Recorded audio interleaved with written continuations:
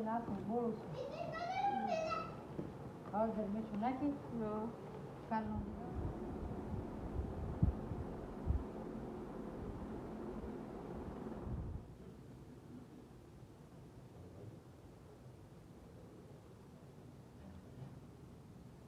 અથાણા કરી રહ્યા છે આ બોળાની અંદર મરચાં લવિંગ અને આ ચટણી આ રેડીમેડ પેકેટ આવે મને આ એ રેડીમેડ મસાલો આવે ઓલો આપણે ઘરે બનાવવાનો છે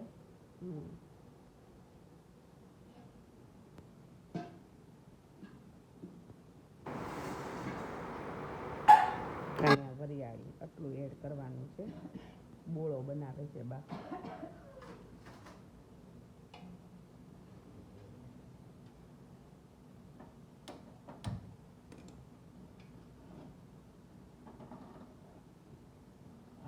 આની અંદર પેલા બોળો નાખ્યો પછી આની અંદર એક હિંગ નાખી અને લવિંગ ને તજ ને મરચાં માથે નાખ્યા છે હવે થોડુંક અમથું જાડું મીઠું નાખવાનું છે હવે આની અંદર મીઠું એડ કરવાનું છે જાડું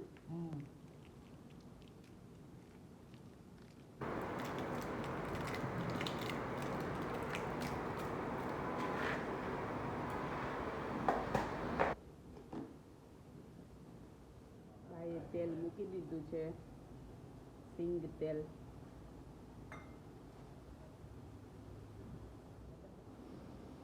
તો હવે આ રીતે તેલ એડ કરી દેવાનું બોળાની અંદર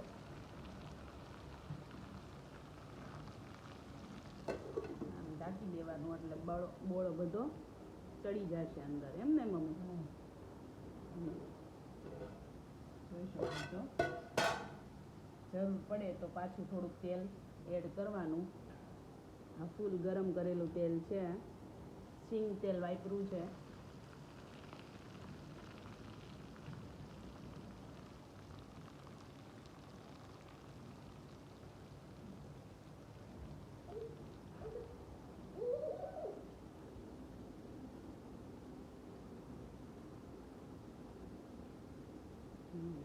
વારે વારે નાખ્યા કરવાનું ને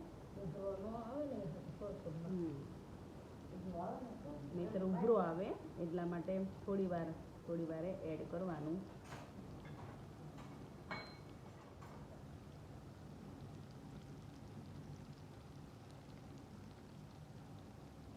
સુગંધ આવી મસ્ત સુગંધ આવી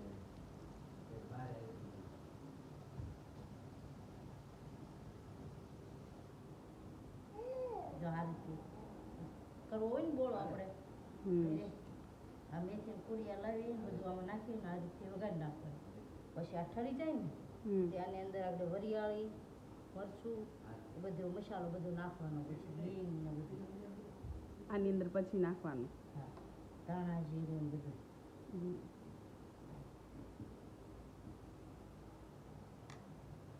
આ થઈ ગયો આપણો બોળો તૈયાર હવે આ ચટણી છે ને આ ગરમ તેલમાં ચટણી નથી આ તૈયાર મસાલો છે અથાણા સંભાર અથાણા સંભારનો સ્પેશિયલ તૈયાર આ મસાલો આવે ચટણી જેવો એ આની અંદર એડ કરી દેવાનો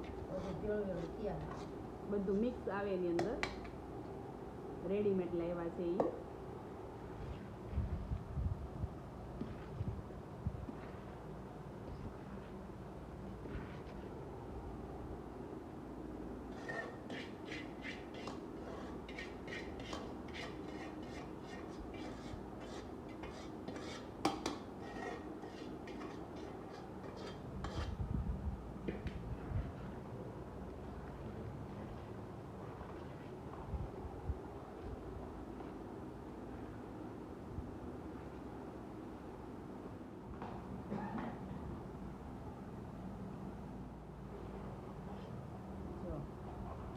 બોળો વઘારાઈ ગયો છે સરસ એવો મેથીવાળો એને અંદર બધું જ આવે એડ કરેલું હવે આ ઠરી ગયું છે તેલ એટલે આની અંદર હવે આપણે વરિયાળી સડી જાય વરિયાળી શેકાઈ જાય ને એડ કરવાની છે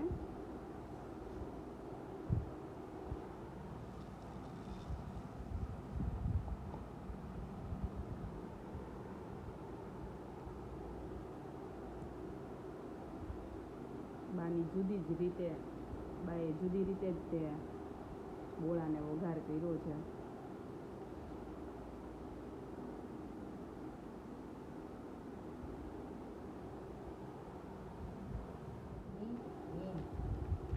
હવે આપણે થોડાક આપણા ઘરના મસાલા પણ એડ કરશું.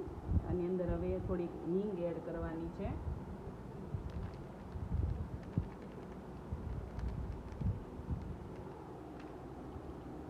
આની અંદર જીરું, આપણે દળેલું જીરું એડ કરશું.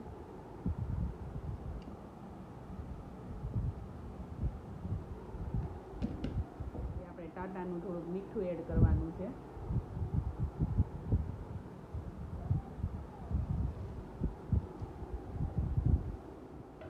થોડુંક ગળપણ માટે આપણે સ્વાદ માટે હલકો સ્વાદ આવે ને થોડીક ખાંડ એડ કરવાની છે.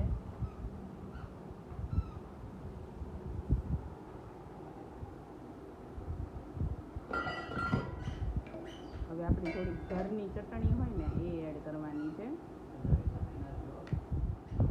આપણે આ હવે નવી ચટણી આપણે છે ને એ એડ કરવાની છે. જેવો તીખો બોળો ખાવો હોય એવો.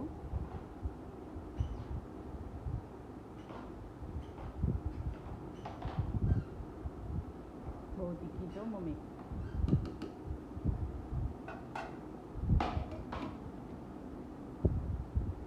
કરી દેવાનું છે.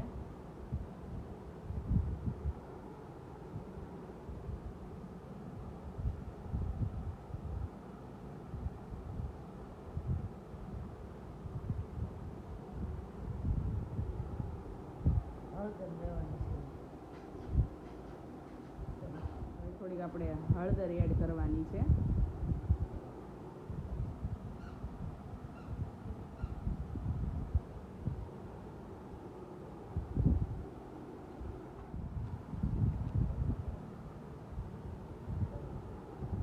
આ આપણો બોળો તૈયાર થઈ ગયો ને મમ્મી?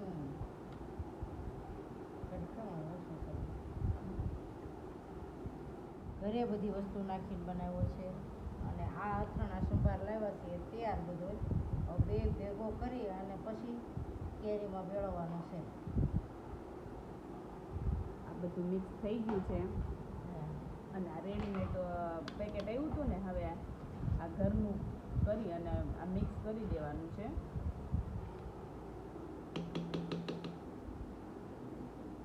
ચલો હવે આપણે મિક્સ કરીશું.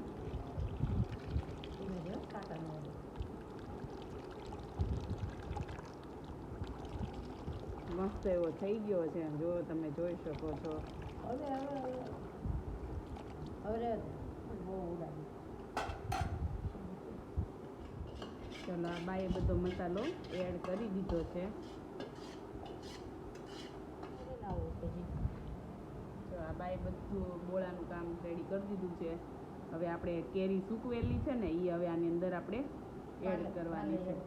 એ કાલે હે ને એક જ દિવસ સૂકવવા દેવાની ને, કેરી કપાવેલી હોય ને એને એક દિવસ સૂકવવા દેવાની. મીઠામાં બોળેલી હોય એ સુકાઈ જાય પછી આની અંદર એડ કરી દેવાની. એટલે આપણો તાજો તાજો બોળો કેરીનો અથાણું રેડી. પંખા પર સૂકવવાની, તડકા નહીં સૂકવાની, નહીં તો ચીકણું થાય.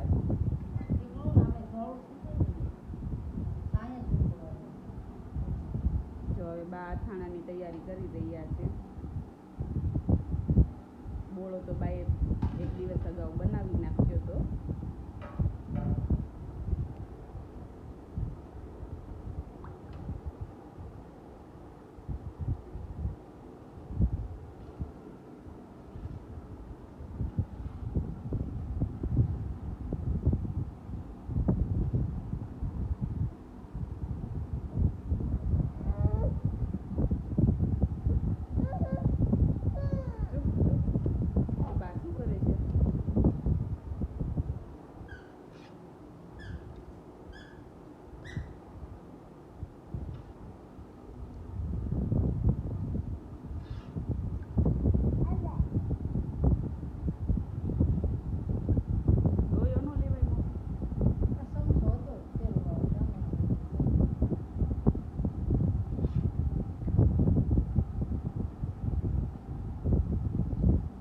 તાજું કેરીનું આથાણું બાએ કરી નાખ્યું છે. વરસ દિવસ માટે સ્ટોર થઈ જાય અને બિલકુલ બગડે નહીં એવું. જો જો એટલું મસ્ત. તારે ખાવું છે વૈષ્ણવી?